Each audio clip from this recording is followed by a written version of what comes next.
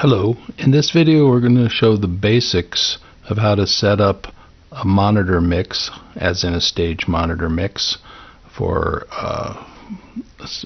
fold back wedges or perhaps the fold back loudspeakers that are left and right at the stage. The first thing we're going to do is we're going to say that this is a separate mix. We're going to choose one of the 14 buttons that are across here, so we could have actually up to 14 different mixes. Let's choose mix 1. Before we do that, let's go back. Let's say that we have this as a mix of our channels for our main mix coming out of the left, center, and right loudspeakers in the house. That's our mix. The left and right will be up, as will the center. Okay, that's our general mix. Now we're going to set up the monitor mix. Let's say it's mix 1, as I said. So now what we're showing is that the channels here all contribute, we're seeing yellow, and they all contribute to the making of the monitor mix 1.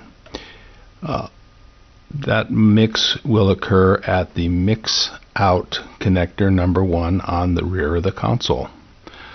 So yellow in this case indicates that we're mixing pre-fader, so that whatever we change here does not affect what we change here.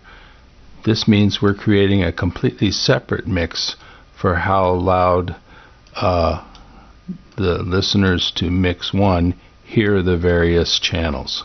It is a separate mix. So as we've said, we've created a separate mix, and that mix has a master level output here.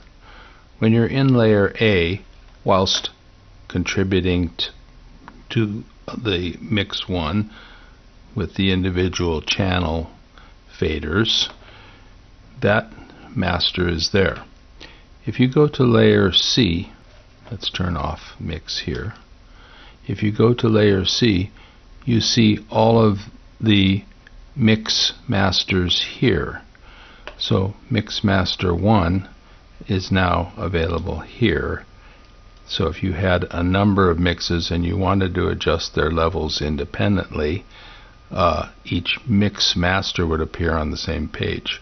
So now, to show you that we've actually made this change, we can go back to A, look at the contributions to mix 1, and you can see that that master has followed that scenario. So the next thing we should decide is if this mix is sent out before any of the processing happens, or each of these channels is sent out before any of the processing happens, meaning the gate, the compressor, the equalizer, the delay, and so forth, or if we want it to still be before the channel A faders, before the general mix faders,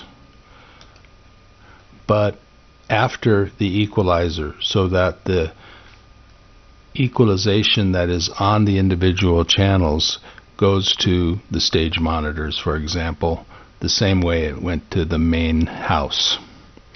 To do that, we would select one of these channels,